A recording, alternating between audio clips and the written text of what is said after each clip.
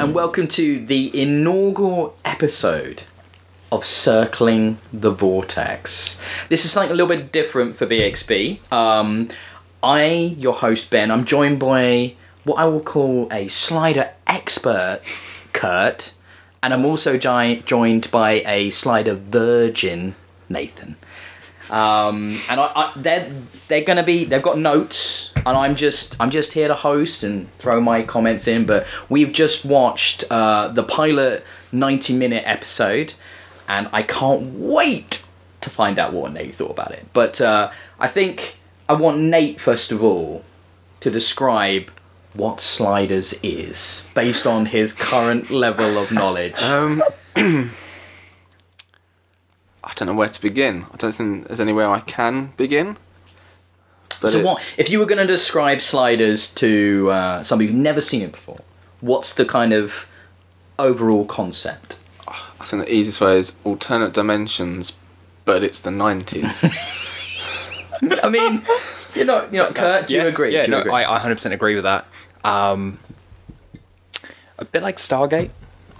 Yes. A bit like Stargate, but with a shoestring budget, and that's being polite. And no aliens. And no aliens. No aliens. Well, okay, so what let me do now, I'll describe, I'll read the wiki entry for the first episode of Season 1, which we just watched. So, while researching anti-gravity, he's so dreamy, Quinn, oh my god, so great. Brilliant grad student Quinn Mallory accidentally opens an interdimensional portal which sends him and 3 companions, name them right now, Nathan, companions. Gimli. Professor Maximilian Arturo, I think you'll find. Rembrandt Brown the Crying Man. Yes! Yeah, that's the one. And Sassy Girl.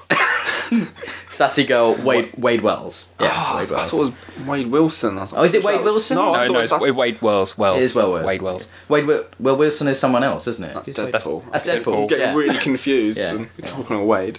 Bringing in the day job there a little bit into this. Okay. Think about on a cosmic roller coaster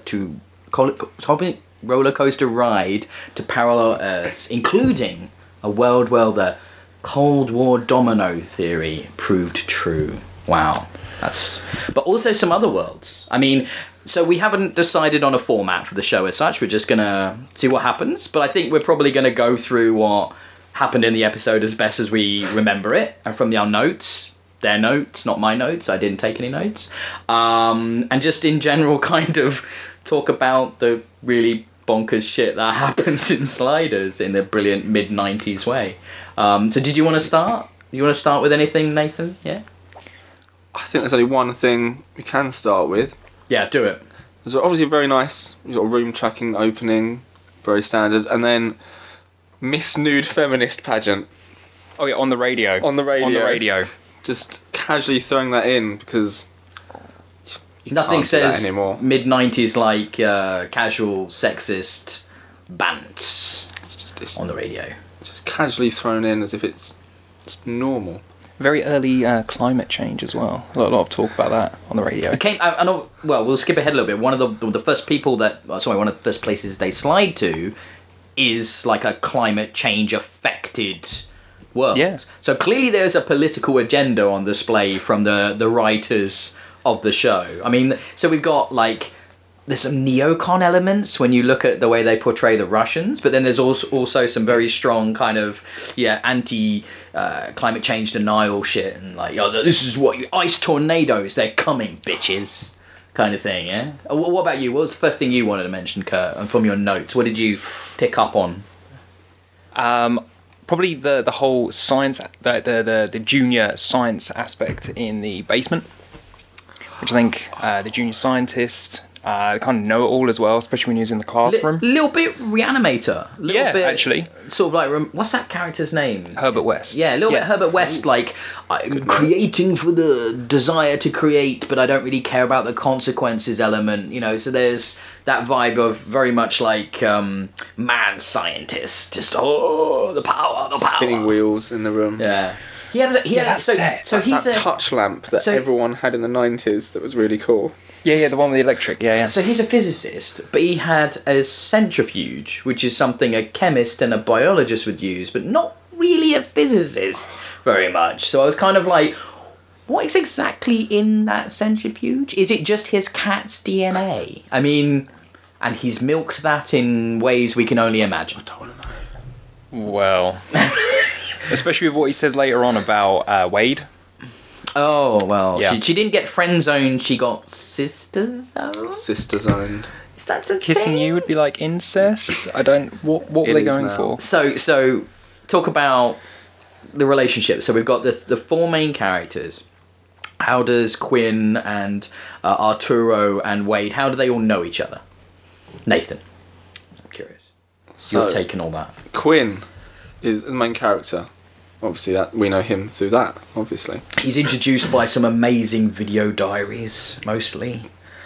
Wow, that's a dated expositional technique right there. On VHS as well, which is so good. And I feel like the weird thing is when they show the TV of him talking, it's like fake scan lines. But why Especially do the fake introduction scan bit when they're lines? making it really sort Yeah. of super VHS quality is. But maybe the scan lines are from the portal, 'cause they did say that it was disrupting visual. It didn't have it on. Equipment. It wasn't always when the portal Yeah. was on though. It was just here's a shitty after effect we've done to show that we're showing a TV, even though the quality of the show in general is kind of bad. So yeah. So Yeah. how does he know Maximilian? Maximilian Gimli. Arturo, that's his professor. Yeah. In they don't say what class it actually is. I'm assuming Advanced physics. Some- Yeah, it seems physics like based, advanced but- physics. it's just a generic physics class with like 8 students. Yeah, they're the best of the best. So it's kind of like I got the impression they were like Well- doctorate, postgrad, advanced class only people. And the one who was referred to as U2 because Yeah, they the were kind big of in the 90s. the stoner in the background kind of thing. Like Why is he in that class? How did he get in there? I mean, you've got Supermanish girl who's obviously a nerd. You've got Asian kid who's Asian. What do you call him, Mr. Wing? Yeah, Mr. Wing. Yeah, Mr. Wing. Yeah, brilliant, super generic. And then he's just this. That's the thing I noticed. I didn't really like any of the characters. They're all really pompous, arrogant twats. Like Quinn is so up himself. He's insufferably intelligent. Like he just ugh. And then Maximilian Arturo, you gotta love him because he's Gimli, but at the same time, oh boy, he's just annoying, isn't he? He plays him well, annoyingly. Like What as a good annoying. Like he's a good annoying. Like a good know-all. yeah, you kind of Yeah, relish it. yeah, kind of like a Doc Brown grandfather kind of thing. Yeah, I can see that. And then we meet Wade, who is the friend sister zoned crush on Quinn, but they're buds. So you Working know, at leave- Doppler Computer Store. Yeah, like the 90s great curries. name. Yeah. So the technobabble wasn't too bad there. I thought they got kind of like half of it right. They sort of used the right terminology, but not quite in the right way, I guess, in referring to processors and RAM stuff of the era, like name dropping things like Pentium and MX chips, which clearly the writers had just seen in a magazine at the time. But yeah, I mean, it's a fairly standard sort of introduction to the characters, isn't it? It sets you up nicely. What have you got in your notes next? Imagine Gimli. About his mum's house. They're very floral house. Some of the sets, I know it's a pilot episode, but some of the sets were not looking great. But you should say that, but the pilot episode has more money usually, so they should Yeah. look better. Like, I think they spent the money on Russian America, where, Yeah, like, that's... They had a lot of pallets. Pallets aren't cheap, guys. You know, you've got to get them from somewhere. A lot of Russian trucks, gun props. A lot of gun props, yeah. We were trying to work out the historical accuracy of the guns, weren't we, as we were watching? I don't think that much thought went into it. when they were making the It's an show. alternate dimension. You can kind of get away with it a little bit. Oh, you know. you're already giving it excuses an I love episode it. in. I love I love it. it. Yeah, he's already realised how much bullshit it is. So I suspect quite a bit of money went to the cold climate world as well, actually. that was a very small set, though. Yeah, small set. But yeah, they used a lot of spray on snow. And that tornado as well. Some advanced CGI effects there. What do we think of the CGI of the portal? I really like it. When it wasn't moving, it was quite good. Yeah.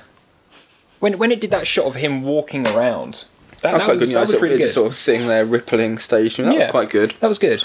Maybe not so much when Rembrandt joins in. So we're introduced to the Crying Man via his long-suffering agent, I guess, who's chewing a cigar and wishing he'd never left the Spinning Tops, the group he was in. And Rembrandt is really stupid. Like cartoon characters, Yeah. as you mentioned a few times. So what was you had an interesting take on He's that. like he's very much like a Laurel and Hardy kind of character. He almost seems like he needs his own little music cue or sound effects in the background when he slips over or something. It's that level, over the top acting. It's almost strange for the whole character. There's a lot of stuff, I guess, later on when we get to some of the other worlds that happen. But actually, speaking of which, that first moment when he's driving down the street and the It's so questionable special effects for the portal That come overloaded portal come charging at him. It was like it was out to get him. See, it had like a mind. I'm gonna fuck that guy's life. Yeah, it weirdly turned towards him at that exact moment, at the correct moment. I mean, up to that point, the portal stuff had felt quite benign and kind of just like it's there, but then it's like I'm gonna kill you. And it goes for him. It's amazing. So weird. It's super strange. But if anything, we should talk about, I think, the first slide. Yes, the inaugural slide. Well, I think the Virgin should describe to us the first slide. It only happens once, Nathan. So Well, that was essentially Freaky Friday, or like the worst possible version of Freaky Friday, of him sliding into a dimension with the most obscure minor differences, like flip traffic lights, global cooling, and I think that was it. Elvis was alive. Elvis was alive. One of the Kennedys was still president, and fucking Marilyn Monroe, who was also still alive. Was it Jack Kennedy? I think it might have been. Yeah. But that was all. It's also fucking lazy because it was all coming across the radio, except the light switch, which is the only physical change. Everything was just dude on radio saying, "Well, this is different, isn't it?" Well, that really bad billboard of Elvis as well. Yeah, that was terrible. Almost entirely just pure radio exposition. A lot of that, actually, for that first one. But if you want to talk about exposition, it's what came next, which was exposition. In the 15 minutes it takes him to get home, Slide back. drive to his new, his It was like, alternate dimension home, even, yeah. where his mum's married to the gardener now, And knocked up by the gardener. Yeah. and somehow has these awful, thick-rimmed glasses. She clearly suffered from some kind of eye stigmatism in this world. Yeah. And a non-squeaky gate. Sorry, I don't want to forget the gate. So important. Okay, the Gate check will be an ongoing thing. We will be gate watch. Every episode. Gate watch, perfect. Gate watch. How many Gate gate watch. references did we get? I think there's 3 gate references in this one. So there's the one right at the beginning which Yeah. squeaks. This one which doesn't squeak in this world. Yes, that's correct. But yeah. he doesn't notice, I think, does he? That's right. The camera lingers a little bit too much. Yeah, before they've established what it means. So before they've said anything about it. I was just thought maybe you didn't understand how gates worked for a bit. In this world, gates are backwards. Looking very confused at just an opening gate, but the context, that does explain it. Yes, later. which came after. Yeah. So he goes. So you were saying in that 15 minutes, it's important to remember 15 minutes. Yeah, so it takes him 15 minutes to get used to the driving system of the flip lights, drive to his house, see his parents, and then get timered back into his original dimension. And then in those same 15 minutes, we've got... It's not evil Quinn. But I guess. No. The first time we've met an alternative dimension version of one of the characters. Alternate Quinn 1 has managed to... Quinn 1, I like it. Just do... Just fuck his life. He's very much like the regular Quinn, but he's a bit more like... He's somehow more of a douche. Yeah. I don't know how, like but more he found a way. Self-assertive, like, yeah, very much up himself, yeah. Yeah. And what does he do? Yeah. What does he do to him? So, 15 minutes is obviously... had to go at his professor and just debunked his theories. Yeah, or told him he was a blowhard idiot, basically, yeah. done that. Then gone to his work, got him fired by Hurley. I think that's right. Say? I got the impression he may have punched him in the face or something. That was the vibe I got. They didn't specifically say, did they? No. And what, most importantly, did he do? And then he's kissed Wade, the sister zone. The sister zone, yeah. Gone back to the basement. The basement to creepily hang out and wait. He's corrected the formula, added that bit. Oh yeah. In the same 15 minutes that the other one took just to drive. Somehow covered like all of San Francisco, like just hitting 15 minutes. That boy had a plan. What I think is really weird about that is, right, he slid into this dimension at the same time as our Quinn slid to his. Did he go in with a plan?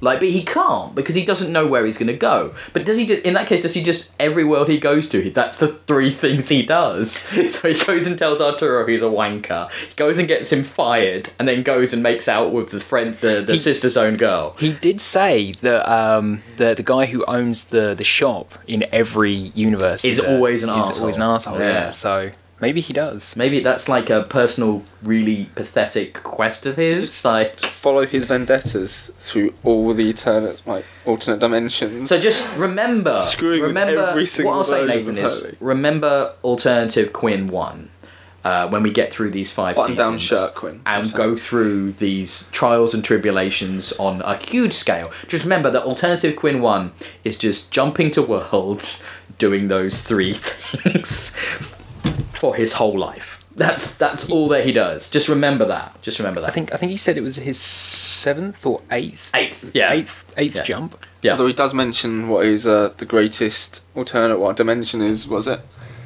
Where the Cubs have won 3 series. That's what he classes as the best.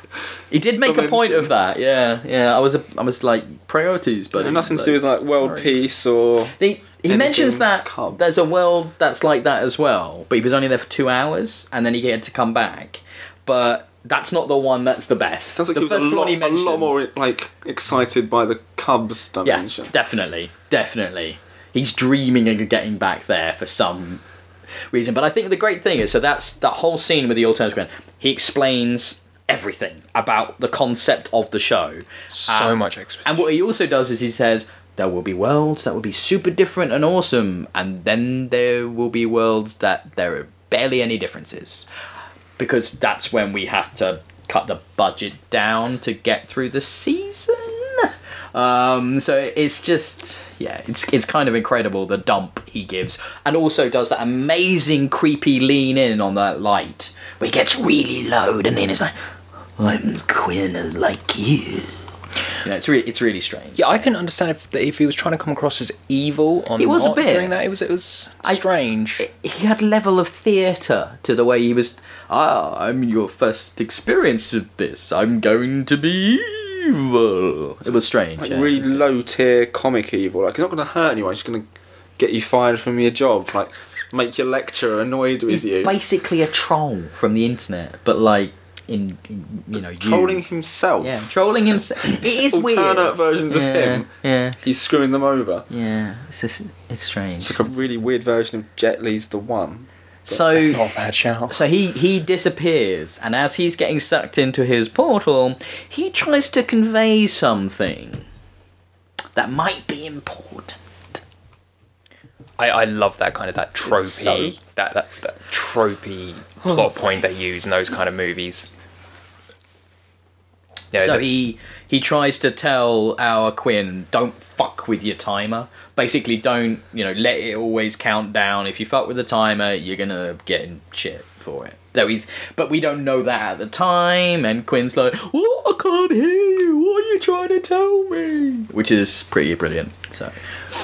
Also, I'd like to mention that first world that they went to, Americans are jumping over the border to Mexico. Oh, that is important to remember. And I believe they say it's for economic reasons, that they want a better life. And they're like, well, fuck them, we don't need those people. It's just, oh, so prescient. So I wonder what that world's Trump would be like. Would he be wanting... That Trump would be Mexican. And it would be a Mexican Trump, like, building a wall to stop Americans getting in. Would it be him, like, opening the wall to let them come back? Would it be nice Trump?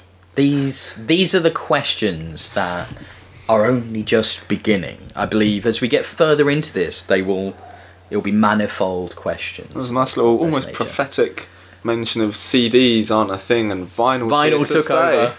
Even though tapes would have toppled vinyl before CDs did. So vinyl's kind of toppling back again. Well, I don't know. It's also MP3s now, isn't it? I mean, what you lovely listeners are listening to this digitally, you're not listening to it on vinyl. That's true. So yeah, that takes us up to the point where things are about to start to kick off.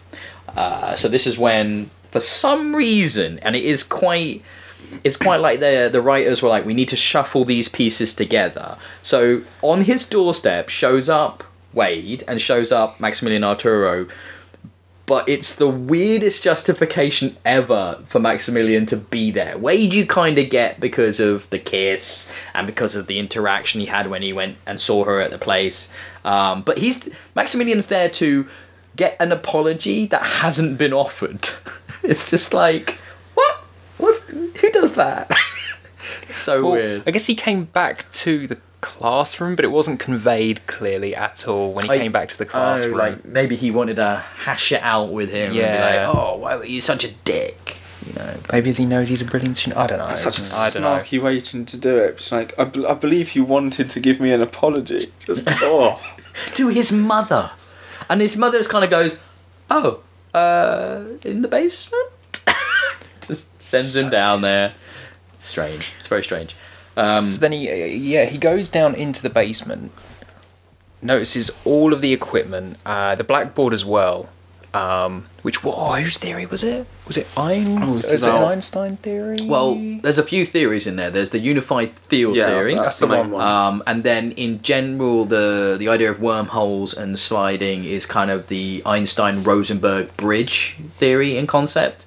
And it's kind of all of that combined into this genius formula that's scrawled out on a blackboard. But who doesn't love that trope, isn't it? And you just look, you get close-ups of it, and it's just like, as even I know that's gibberish. I like how they all gloss over, and I think even we've forgotten that he originally starts it as an attempt to create an anti-gravity device, just really casually, just sort of gloss over that in his basement he's been trying to, you know... Herbert West at his best, I think, when we got there, isn't it? That's great. Yeah, forget about gravity. Like, you've made this slider machine. And they actually, right at the end of the episode, they try to address the practical implications of it, and they struggle. It's like, you could find places that are all peaceful and... cures for cancer. If I found paradise, I wouldn't tell anyone. Such a bitch. Oh my god. That's a good point. But then, so now 3 of the main characters are all in one place. And then it's, let's go on a journey. And then there's a lot of smug Quinn. When Arturo's like, this can't work, this is bullshit. And he just gets the remote done, he gives a fucking grin and goes, oh yeah, watch. Overloads it. Typical. Which then we get that amazing Rembrandt getting attacked by the portal. House and like... Jason Voorhees turns against him. and then just attacks the car. Yeah. For a moment there, that portal becomes like a slasher villain. Just turn. And then we get the sort of the Rembrandt over the top scream as he flies into that portal, and in his car, was it his red? What do you call it? Red sled. His red sled. His red Cadillac. Yeah. It's so on his way for was he singing at the Giants game? I think that was it. Yeah, the Giants game. He's doing the anthem, wasn't he? Yeah, it was going to be his comeback. His rebirth, I believe, were some of the terms that he used, and then they all end up on their first alternative world together, in which our three core heroes basically ignore Rembrandt completely when they first see him, which is... They spend a lot of time in the house as well, actually, come to think of it. Well, there's a lot of, oh my god, it worked. Yeah, it worked. Why is it so cold? Just looking through drawers for family photos, which is not the first thing I normally do in alternate world, but... What would you... All right, Nathan. Okay, yeah, let's do that. You've just got slider tech, and you've jumped through. You've spun the roulette wheel of worlds, and you've landed on Iceberg World. What's the first thing you do then? Well, in Iceberg World, I mean, clearly I hold my coat together, I think. Yeah. It's chilly. Which is what they're all doing. Yeah. That's the best protection against the cold. Just hold your coat It's together. the only way to show there is any cold, because it was probably shot in Vancouver in the summer or something like that. I think that... what do we reckon? It's Vancouver? It is Vancouver, yeah, it's Vancouver. It's in the end Francisco? credits, yeah. Oh, it did. Okay, because it's where they shot all the TV in the 90s, I believe. Stargate, X-Files, you name it. There's a genre show. It was shot in Vancouver. And I think, tax breaks and you can make it look close enough, can't you? To be honest, I would have made Yellow Snow. That's Yellow the Snow? first thing I would have done. You'd have pissed up the wall of the snowy basement, basically. First thing. Nice. Got to make your mark. I like that. It's just territory. It's important. So then they go outside, and we have that big reveal using the matte painting. And I don't think his house overlooked Golden Gate Bridge before. It seems like his house has miraculously survived. No other houses, or almost anything, for quite a distance, but his house. And Rembrandt in the bottom left corner, which they just ignore. He's shouting like, for help. guys, help! And they're like, oh my god, look, it's frozen.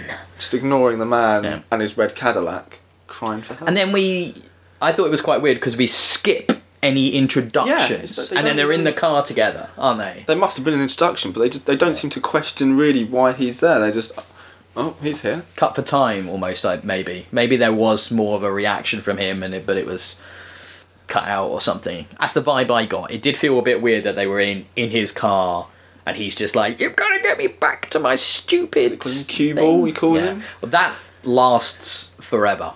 That's what he'll call him for the rest of the time he's in it, basically.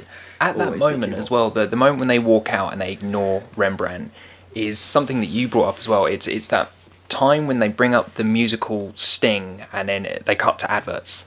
They cut. Oh, the classical kind of. I remember it most from Star Trek: The Next Generation. That kind of.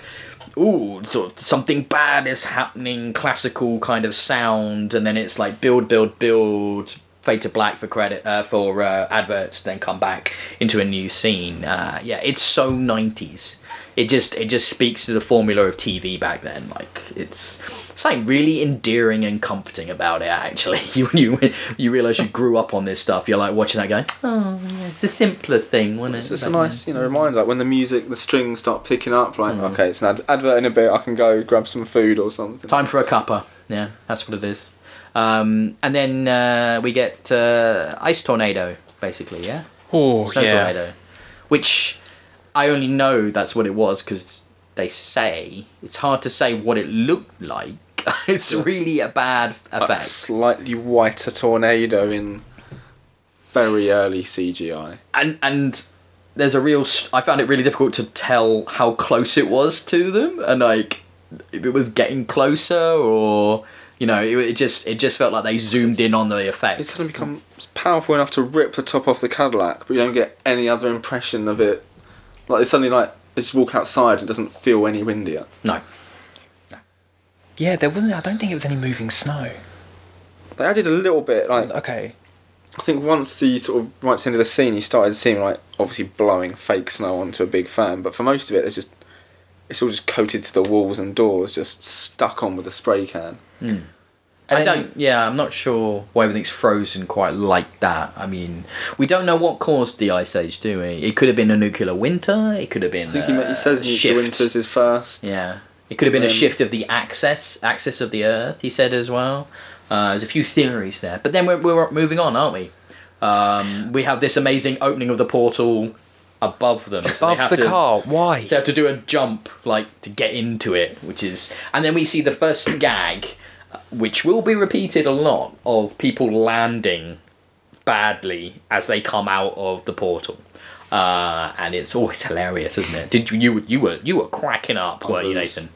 My ribs were shaking. You guffawed. It was. I think after that, with the next world, it's really where the episode actually starts. So this is about halfway. So we've had 45 minutes or so at this point.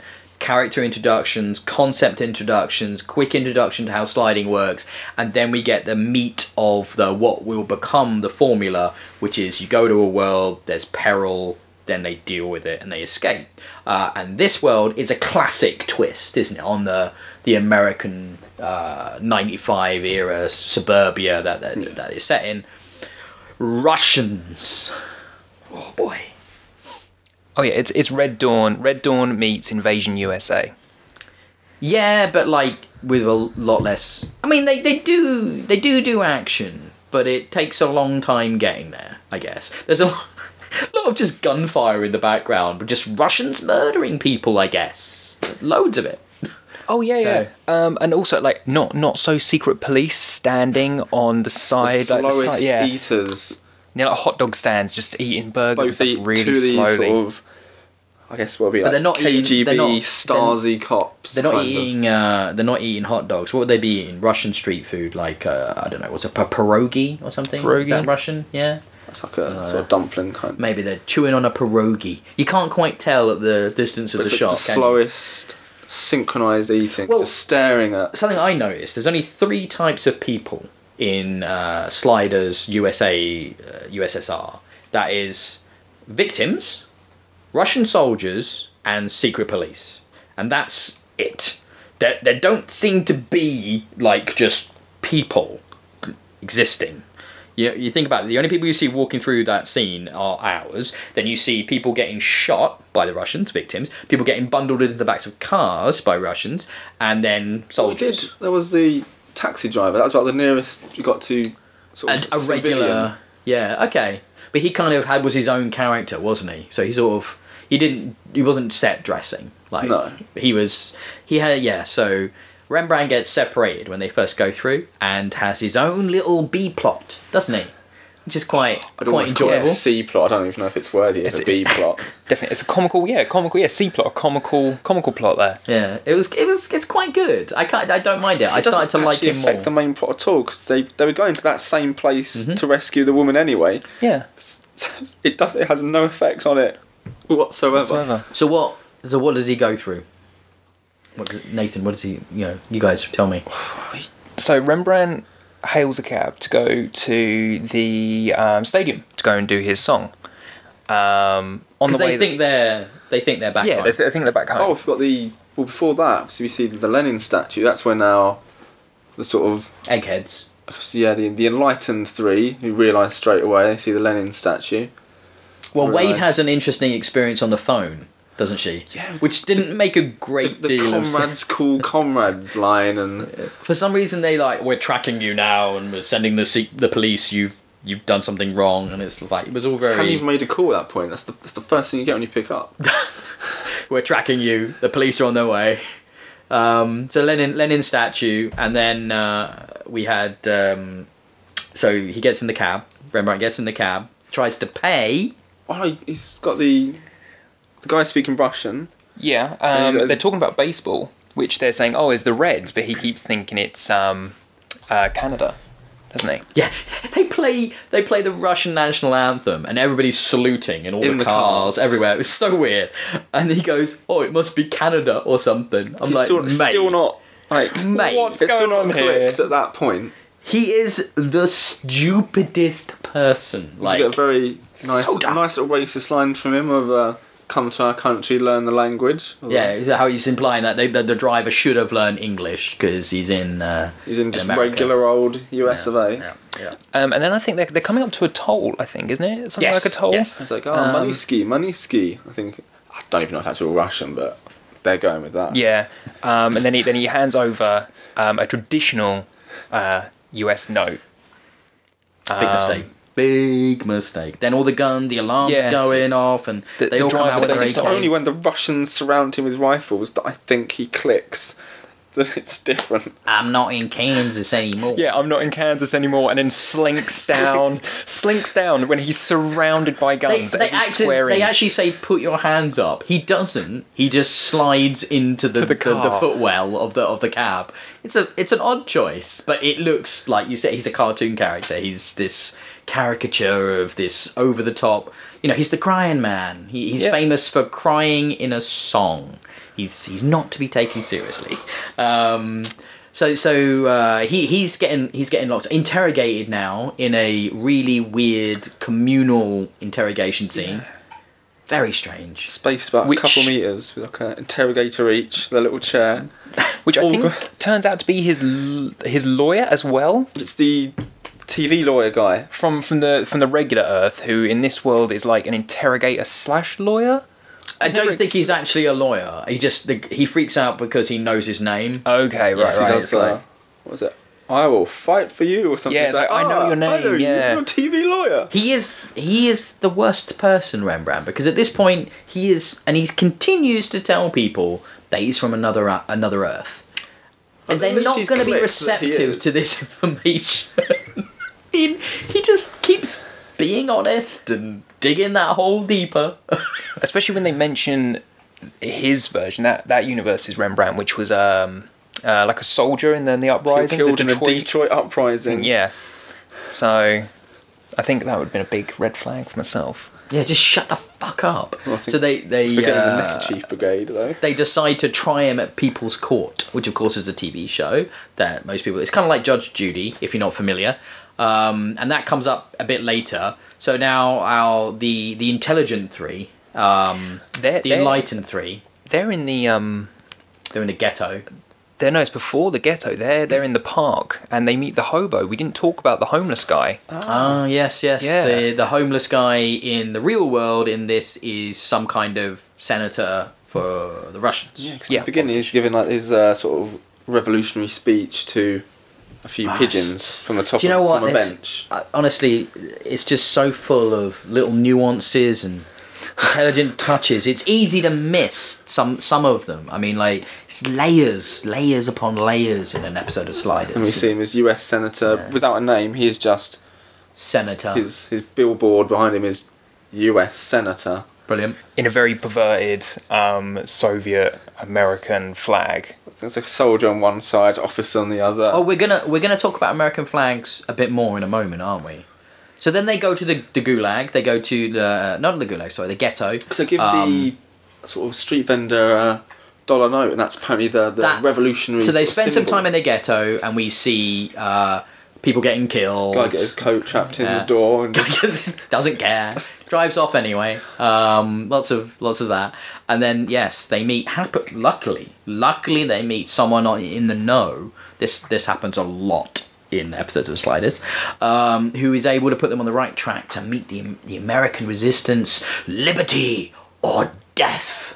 It's a catchy slogan, and he lets them in. He's quite impressed with this trapdoor. He's like, look at this trapdoor. Lets them in, and what do we find out about Wade? That in this world, she is the leader of the resistance. That's right, a computer sort of like salesman, retail salesman in this world turns out to be a freedom fighter. Yep. Of course she's not going to be just a normal person. That would be ridiculous. I like that. There's some key skills she learned there it's transferable skill set. Definitely. Really helpful. Yeah, it's the skills you pick up and they stay with you. You know, how to fire a gun, how to sell a Pentium. Very similar. So how do the resistance guys realise that Wade isn't the real leader of the resistance? I think is it when they make out with her great that's deal? the first greeting. The sort of it's the second in command. He literally doesn't say anything. He just goes up to lips. her and just max out for. It's a while. That's a deep, passionate kiss. Quinn and Arturo stood there watching this. And he does the proper sort of lean in, going down 90 degrees for this kiss. It's very romantic. Not for her. She has no clue what's going on. But she doesn't really try to stop it either. Weirdly, she does kind of roll with it. I think it's because she's angry at Quinn for kind of sister blocking her and that. Yeah, that there is some of that. I think there's a lot of sexual tension there. He also almost didn't make it through the portal from the ice world, Yes, in which he started to cry. He's a bit of a div. It turns out. Oh, and he goes up to her and asks, "Is something okay? Did you hit your head?" She just has a go at him For no reason. No, I'm crying because I thought you were dead. And she's just all emotional. Typical woman. In the 90s TV show setting, anyway. Just my wife's sat here as well. She's the studio audience. I just had to make sure she understands I'm talking about this in relevance to a TV show. So yeah, and then for some reason we then sort of cut to Arturo and Quinn tied up by the Resistance, like overnight, and Wade has been with them alone the whole time. And that's and they've come to definitive understanding that she's not the Resistance leader. Second in command sort of goes, yeah, it's not her, and gives her this sort of very knowing glance. She had a busy night, it turns out. Obviously, And then they say that their Quinn is in the Gulag, which is the school that he was going to. which is also the person in command is Arturo's version on this world, who is a Russian general. Yeah, there's a lot of coincidences going on here. A lot. It turns out these 4 people are strangely important everywhere they go. Weird, huh? It's almost like it's a TV show. And so they that's when we see the TV show of People's Court, isn't it? We see Rembrandt getting tried hilariously. We're forgetting the Russian-esque rap music video. Oh, on prime time. I was saying, we're watching this, I was saying to Nathan at the time, I turned to him, can you imagine being the second unit director on Sliders, and they're like, right, we've got this job for you, and it's like, and the 3 guys turn up and they're like, right, you're going to be on this network TV show, now we need you to do this terrible bit, this gag, like Soviet Russian rap, and you need to shoot this, and it's going to be on a TV in the scene, and it's like, this is my job? The best way to describe it is MC Hammer meets Fresh Prince. Crossed with like Stalin, I guess. A good Soviet twist. Yeah, I'd like to look up the lyrics of that. I don't know if that's even on the internet, but I would very much like to know exactly what they're saying in that rap. It sounded really bad. I'm hoping there's a full length, full music video for it somewhere. There is a full music video for the Crying Man song. That's on the DVD extras. Oh wow. Yeah, that'll be a special at the end of the season. We'll do that. And yeah, so he gets tried, obviously found guilty, and sentenced to 15 years hard labour in the Alaskan Gulag. And you're like, okay, yeah, that I thought they were going to execute that. Not $15? Yeah, some very sort of like forced humour, like, oh yeah, $15. I'm never watching this again. Yeah, the post trial interview with the whole you've got to go and sign some confessions, you've got to go in the back now, how do you feel, how do you think I feel? Same again, bit I think a tad forced humour with Rembrandt.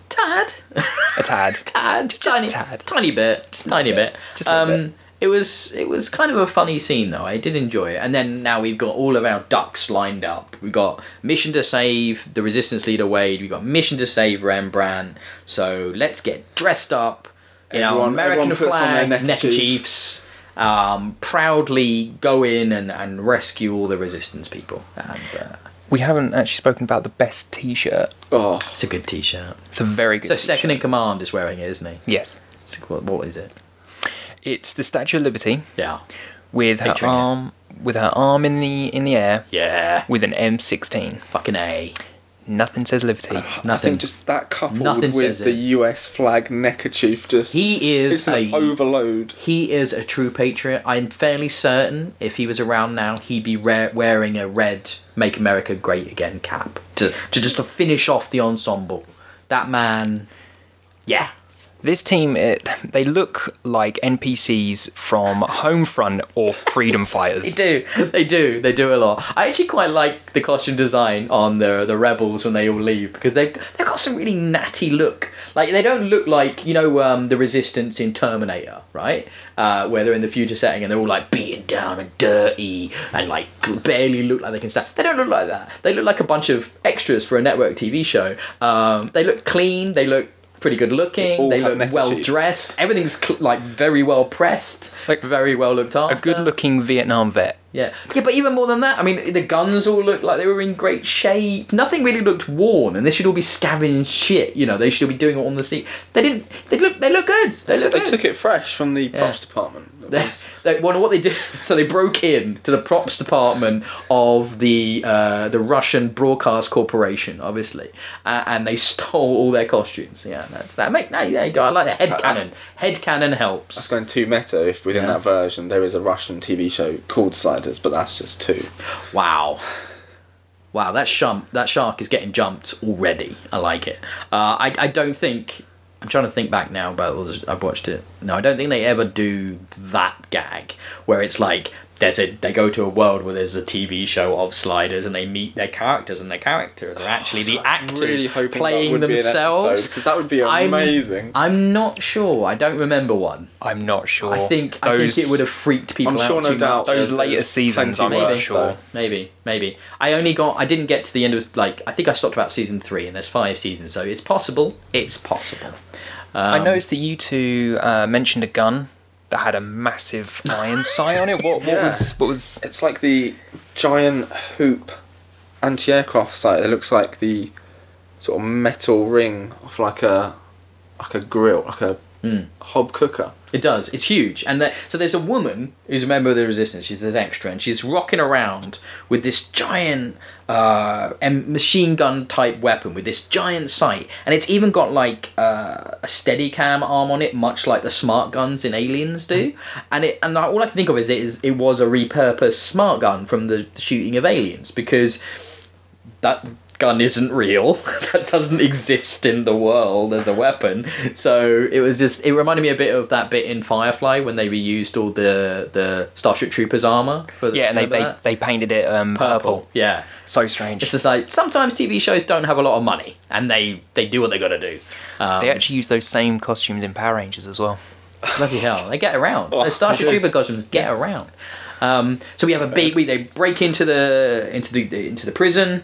They sneak in, actually, but it quickly goes to shit. They have a big gunfight. We rescue Wade. We rescue Rembrandt. Wade then gets killed, which is like, she didn't even get... So Resistance leader Wade didn't even get a line of dialogue. She's killed off before she even does anything. Quinn's crying over the body. Oh, that was the kind of acting you do when you can't cry on set. So to hide it, you just overdo everything else. Like, he's on the floor and he's going up and down. He's just but just bawling. He's got blood on his hands, rocking back and forth. His hair's going everywhere. Sees the real Wade and just drops her. Yeah, she's like, I don't care about this bitch. That's not my Wade. And then he's back over embracing. Like, oh my god, I'm so glad you're okay. Oh, he loves her really. So yeah, that takes us to the end mostly of their exploits in Russian land. Yeah, I think they go back to the base. Get the cliche, like, you're giving hope to us all. Yeah, there's hope. Oh, this is where the Resistance starts. I've heard that LA have started making a move. That was really good. They got the news really quick. Really quick. I don't understand, right? So they went to rescue 2 people. One of them, the most important one to them, died. And yet, this is this huge hope-inducing success. Now they know they can do it. They can get out and they can make a difference, and the world's going to change now for them, possibly. I think it's also that they know there are other worlds in the multiverse that are free from when we're all depression. dead, it's okay because somewhere else we're going on. Like, yeah. Okay. Yeah. Takes the pressure off. A little bit. The next day, they all quit the Resistance and joined up with the Russians. It's like, well, we did the right thing on another planet. Did get a nice little bit with alternate Hurley. Oh, the guy who owned the shop. Yeah. Well, I don't know about nice. She was a dick to him. Not nice bit, but I mean, like a nice little connection. Like, okay, he's back. She just wanders up to him. He's like, what's it? At ease private. Yeah. Oh. If anything, we get a nice Rembrandt moment when he's kind of had the small sort of, I wouldn't say like a character arc, just like a character moment when he starts singing. He does and he does a very, very... He does like the eulogy for the legit Wade's... US flag draped over the body. Yeah. For a place that's had, like... their sort of flaggage destroyed. They have a lot of US flag related. There's a cottage industry at work within the Resistance. Someone is producing all this American flag related memorabilia. There's a need for it, so there's going to be... Yeah. Somebody's doing well out of that. Somebody's getting a lot of extra rations. Yeah, so that takes it, and then they well, you have this scene where it's like Arturo and Quinn are like operating on the remote control sliding device. You know, they're like over it with the little tools, aren't they? Ooh, fixie. And then it's like, oh, it's sort of fixed. We think, let's go home. So they leave the base and somebody tries to stop them. We don't have time for this. And she kicks the guy in the balls, and then the entire Russian army's following them. It's like, bummer. Shouldn't have done that. Some of them are the Russian army, and then weirdly, some of them are just casual people. Which I'm isn't assuming are probably secret police, but it doesn't mention. Remember that, because there aren't any casual people. There are the secret police, they are just civilians. the Russian soldiers, and the victims. There's only 3. I like to imagine they're civilians just really caught up in it. And they're just like, oh, chase why them as not? well. Yeah. Hey, we're having a run. Let's all run. Woohoo! If one comrade runs, we all run. It could be that too. It's the Russian mindset. I like comrades call comrades. Comrades call comrades. So they make their way to the Lenin statue they saw at the beginning. Mm-hmm. They finally get the remote working. They jump through. They slide. They slide back to their world. Mm-hmm. They go behind the statue. Notice the homeless man there. Give him some money. Who was the senator in the Soviet world, and then they decide to go back home. They all go back to Quinn's place, don't they? Which then we get Gatewatch. Gatewatch. We get some Gatewatch. Gatewatch. He gives a little exposition, for instance. This gate squeaked since I was 12. He actually finally explains why it matters, at the very end there. And then... So it squeaks. I think they go inside there. I think they go and have a meal. Yeah, with the mum. Yep. Get some lovely wine. And they have the nice wine, and everybody's chatting about, oh, we should destroy the device. It's too unsafe. And Arturo does that. You know, the Oppenheimer quote, which everyone knows about. Now I am the destroyer, Shiva. You know, all that sort of stuff. And there's people making new cancers on another dimension. Yeah, isn't it? So one of them says, we could find world peace and the end to war, and maybe the cure for cancer. And his response is, or we could find more ways of bad warring and more cancers. They've perfected war and researching new cancers. It's the weirdest counter, because it's like, you're meant to be smart. You sound like an idiot again. If anything, that's probably what Arturo should have said, and then Quinn should have replied with that. Well, potentially. or Rembrandt. Or could have gone with, because he's an idiot, so it would have made more sense. He's just doing a slightly clever version of, or not. And then we get the big reveal. And it ends the pilot, I think, in quite a cool moment that makes you want to come back. What did you think of it? So what happened, and what did you think of it? So we get the... Oh, what's it? Hi, Dad? Yeah, so Slow-mo we get... wine glass drop. So everything looks the same, and everything appears to be So you didn't get the taxi driver before? Yeah. He's not... He's still Russian, but... He obviously is Russian in all the universes, because Rembrandt's like, this is the guy that did this to me. However, he knows Rembrandt from the band. Yeah. The Crying Man. Yeah, Crying Man, so he knows him. So that's great. Another little bit of casual racism as well when he gets out of the taxi. Because the guy says goodbye in Russian, and then he says goodbye in... I'm pretty sure he says Arrivederci. Arrivederci? So just another casual... So he's heard it said to him, and he's like, I'm not going to say the same thing back. Just... whatever. Something else. Instead, I'm going to say another language just so I can insult you, basically, with my not giving a shit about your culture or where you're from. He is, Rembrandt is a dick. Like, he's not a good person. I think he's the only one that doesn't really mean to be. I think he's an inadvertent. I think Wade's the innocent, and everybody else is kind of like self-serving. Jake the gardener, I think, was pretty. Oh, he was. Yeah. He's got such a weird look. That guy. He looked like he was wearing prosthetics, didn't he? I've got a feeling he did actually. He did. His face was so weird. I was like, but then why would he be wearing? Why would you do that? Unless there was another plot. They completely cut or something. A D plot with Russian Jake the gardener. Yeah. He's the premier. He's in charge of the whole thing. So they have. So the reveal is the father is alive. This isn't home. We didn't get home. It's the quantum leap ending.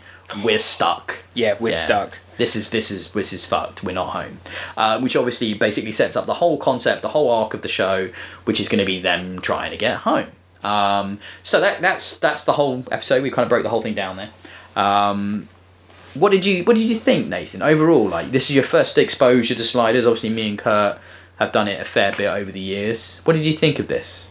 What I was expecting. 'Cause in my mind, I thought it was Quantum Leap when he said Sliders. However long ago, I was like, oh yeah, that's the one with Scott Bakula.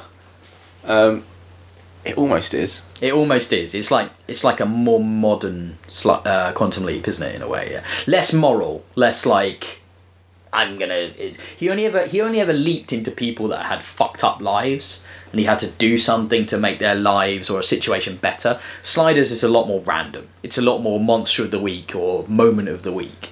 Alternate Earth of the week. Alternate Earth of the week, yeah. One changed high concept of the week, basically. I'm liking it. You're cool. Yeah, it's fun. It's very dated, but in a good way.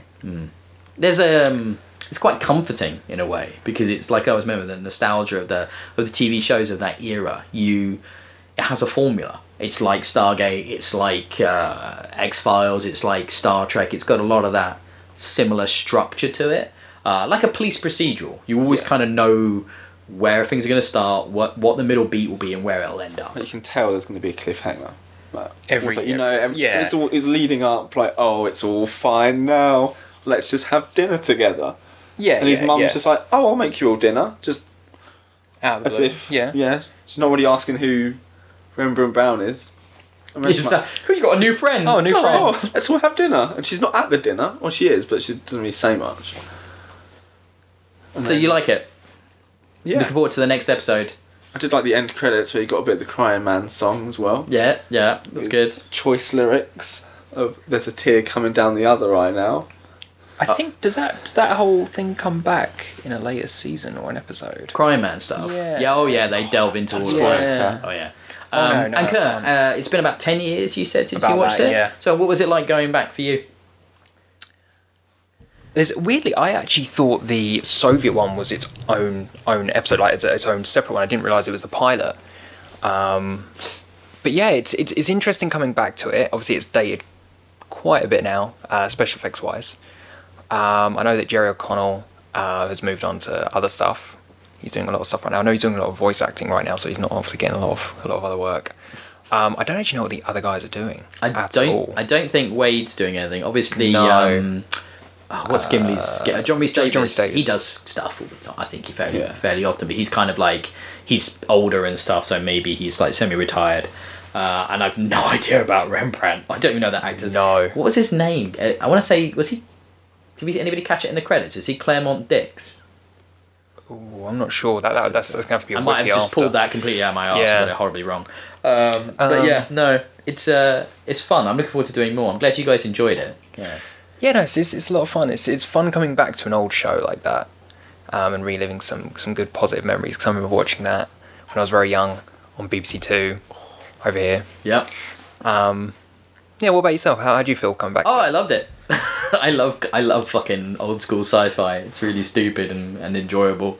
Yeah, it's got loads of problems, but it was a different era with different standards when it came to storytelling and performance. And I think some of the interesting stuff is like some of the stuff that's dated because of the 90s, because like you mentioned right at the beginning with the feminist beauty pageant, or that's just incredible. Miss Nude Feminist. That's what passed as sort of like a joke. You just wouldn't get that now, for better or worse. Without giving away spoilers, there are a few episodes that are a bit like that. Some of the whole concepts will feel dated. Yeah. And some of them, absolutely, definitely. Be interesting to see how we take, because there'll be that was that one awkward moment. There'll be whole episodes where you're like, oh, okay, they went with that. A lot of the character writing is still very 90s, like with Wade. She's still very almost emotionally driven. That kind of sort of very cliched. And she also Very has that dated. whole look and attitude that was the whole girl power vibe to her. Yeah. That whole kind of like, it's almost almost aggressively feminism, too but- far the other way. It just feels forced at times. And then obviously, the writing of Quinn and Arturo is strange in a way, because both of them are there as the kind of brainy character. And you're sort of, and I guess Quinn brings the kind of the youth element to it and the arrogance, whereas Arturo's more of the jaded intelligence.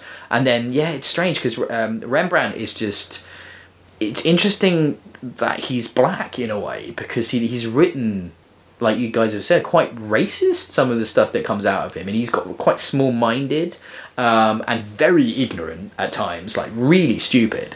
And yeah, I think now as a comedic character, he'd have way more depth and variety to him. He wouldn't just be as fucking rote as he is, like that. Other than his sort of spinning tops band, if you just didn't see the character and just sort of read all his lines, that he comes across more as almost kind of like the redneck one. That kind of very cliche, like doesn't even realise what's happening. So you almost wonder, don't you, what happened in the background there? What happened behind the scenes? Was he written like that? And then did they say the studio step in with casting and notes? And it's like, you know, there is an element of formula to the casting. So you've got the young white go-getting lead, who in that action scene somehow he obviously doesn't use guns. He's anti-gun. We get that, but he's like knows how to fight. He just sort of drops and does this guy is like the super nerd. He wouldn't know how to fight if it saved his fucking life, which literally was that situation.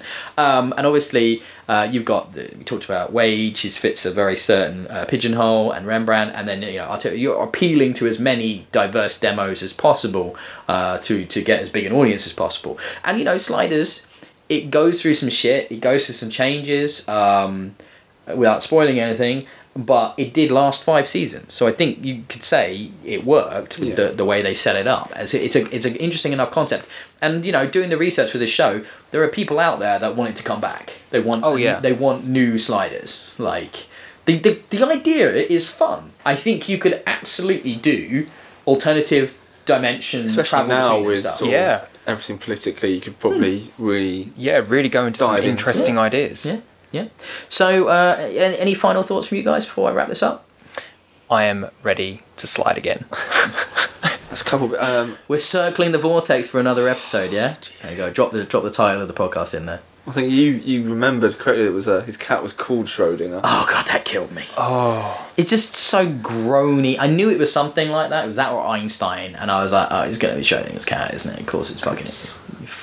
Didn't he threaten at one point to throw the cat into the portal? Well, he wanted to use it to test if it could take biological matter, and it's just like but that'd be mean to the cat. Oh yeah, he stepped it back, and they said, "No, I'll go for myself." It's like, okay. At which point he zooms in on his own face. So good. Using the remote with a camera. Extreme close up. Dramatic moment. Love that. I can think it feels like there's something missing. Is like it might have been written with another character.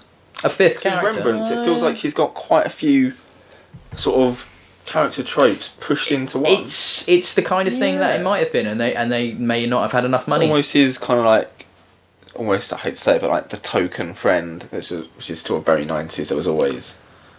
Rembrandt's weird because the other three. Also the stupid, ignorant kind of. The weird dynamic is the other three characters all know each other. He is a complete stranger to them. He's literally driving along, minding his own business, when he's sucked into the vortex with them, and you're just like, wow, that's weird, isn't it? Why have they gone for that dynamic? But yeah, you might be right. They could have been that there were more characters intended, but obviously budget may have restricted that, especially as when you go into the studio with this concept, and it's an expensive concept because you're going to have to do a lot of different sets, you're going to have to do a lot of different costuming, and as we will go along, you'll be able to spot what would be considered a bottle episode quite easily, because they'll stand out as they don't leave the one location.